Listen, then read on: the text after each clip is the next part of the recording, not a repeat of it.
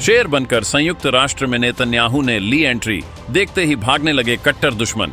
Netanyahu के सामने बैठे भी नहीं सके बड़े बड़े देश। Please order in hall. Netanyahu ने दिया ऐसा बयान, पूरा भारत रह गया हैरान। हैक कर लिए गाजा के सारे मोबाइल, पूरी दुनिया में फिर छा गया Israel. If you do, you will live. If you don't, Israel will hunt you down. पहले नक्शा दिखाकर मुस्लिम देशों को हिलाया, ईरान तक टहलका मचाया।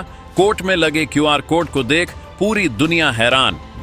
Iran's top military commanders and his top atomic bomb scientists, well, they're gone too. संयुक्त राष्ट्र में इजराइल की एंट्री होते ही बवाल मच गया। लोग कुर्सी छोड़कर भागने लगे। नेतन्याहू सब देख रहे थे। इजराइल की खिलाफत करने वालों के सामने मानो आफत ही आ गई थी। कुर्सियां खाली होती चली गई। नेतन्याहू ने पहले सब कुछ देखा, फिर वो धमाका किया जिसने पूरी दुनिया को हिला दिया। तुर्की और पाकिस्तान जैसे देशों के लिए खतरे की घंटी बज चुकी है। नेतन्याहू का ऐसा रूप देखकर भारत भी हैरान हो रहा है। नेतन्याहू के नाम से ही कई देश भागने लगे। बेंजामिन नेतन्याहू अपने कोट पर एक QR कोड लगाकर आए। इस QR कोड के बारे में जब बताया तो हर कोई हिल गया। नेतन्याहू का बयान मुस्लिम देश बार बार रिपीट करके सुन रहे हैं, क्योंकि अगला नंबर किसका है ये भी लगभग साफ हो चुका है। नेतन्याहू कुछ ऐसा करने वाले हैं जो पहले दुनिया ने कभी नहीं देखा। I want to do something I've never done before. Netanyahu के आते ही कई देश हाल से भाग निकले। दुनिया भर में कई चैनल्स इसे इजराइल के इंटरनेशनल बेइज्जती बता रहे हैं। तो कोई बता रहा है कि नेतन्याहू ने खाली कुर्सियों को अपना भाषण सुना दिया, लेकिन असल में सच्चाई क्या है वो आपको इस रिपोर्ट में पता चल जाएगा। Lay down your arms. Let my people go. Free the hostages now. 7 अक्टूबर को इजराइल में आतंकी हमला हुआ था। इस गुस्से की आग इजराइल में आज भी सुलग रही है। इसी गुस्से को लेकर नेतन्याहू भी मंच पर आए और ऐसा ऐलान किया है जिसे दुनिया भर के मुस्लिम देश और हमास को प्यार करने वाले सुन सुनकर अपना माथा पीट रहे हैं। असल में नेतन्याहू ने दिखा दिया कि वो ऐसे शेर हैं जिसे देखकर पूरा जंगल खाली हो जाता है। नेतन्याहू ने पहले सबको हाल से जाते हुए देखा और फिर वो बात बताई जिस पे मुस्लिम देशों को भरोसा नहीं होगा, भारत को भी यकीन नहीं होगा, लेकिन ये सच है और केवल इजराइल ही ऐसा कर सकता है। जो लोग बोल रहे हैं कि नेतन्याहू खाली कुर्सियों को भाषण देकर आए हैं, उन्हें खुद नेतन्याहू ने जवाब दिया है। नेतन्याहू ने ऐलान किया कि उन्होंने यहां आने से पहले पूरे गाजा को लाउड स्पीकर से घेर दिया। उनकी कही गई बात को पूरा फिलिस्तीन और हमास के हर आतंकी सुनेंगे। ये तो कुछ भी नहीं है। इजराइल ने गाजा में लोगों का फोन ही हैक करवा दिया। हर फोन में सिर्फ नेतन्याहू का भाषण ही स्ट्रीम करवा दिया।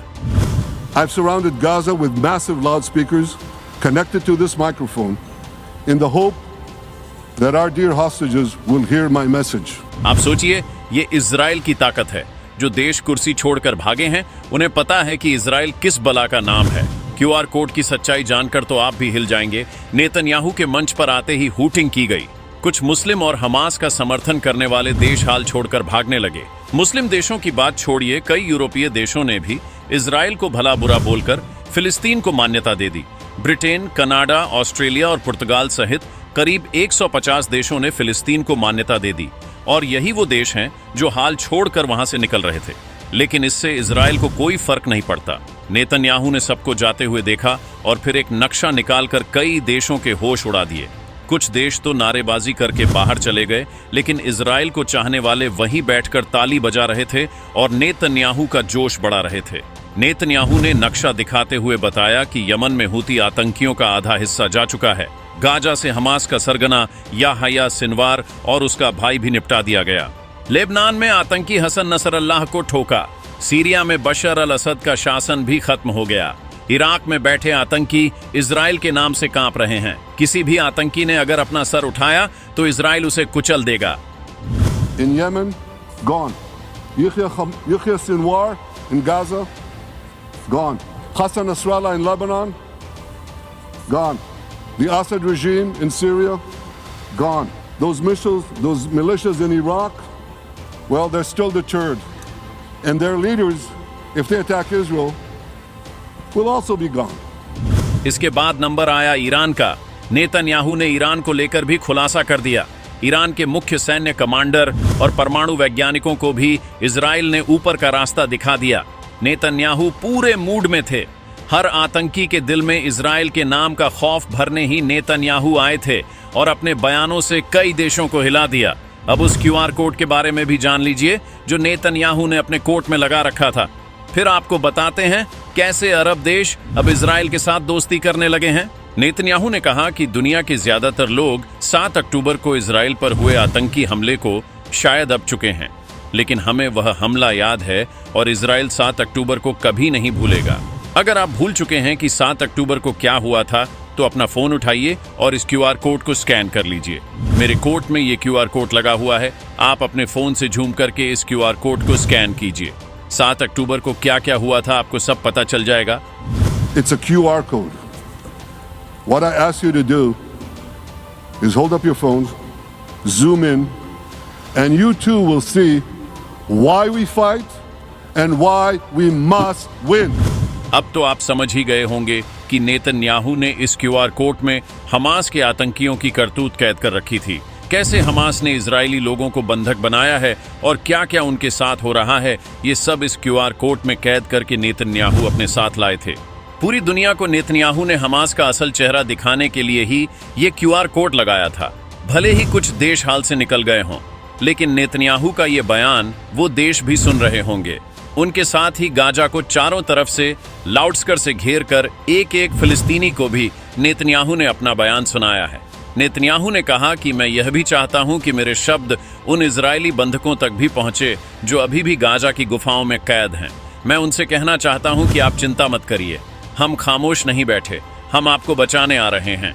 नेतन्याहू ने कहा कि इजरायली खुफिया एजेंसियों की मदद से मेरा ये भाषण भी गाजा के हर मोबाइल फोन पर लाइव स्ट्रीम हो रहा है। But we're not done yet. The final elements, the final remnants of Hamas are holed up in Gaza City. They vow to repeat the atrocities of October 7th again and again and again. ये है Israel की ताकत और यही है Netanyahu का असली धमाका जिससे पूरा अरब खौफ खाता है। जिन लोगों की इजराइल के सामने बैठने की हिम्मत नहीं थी, केवल वही हाल छोड़कर फरार हुए और नेतन्याहू ने अपना पूरा काम कर दिया।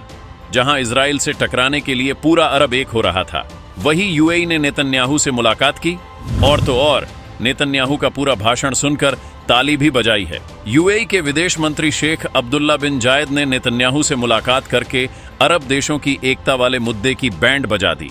वैसे इजराइल की इस ताकत पर आपकी क्या राय है और क्या 7 अक्टूबर को नेतन्याहू सबसे बड़ा धमाका करने वाले हैं?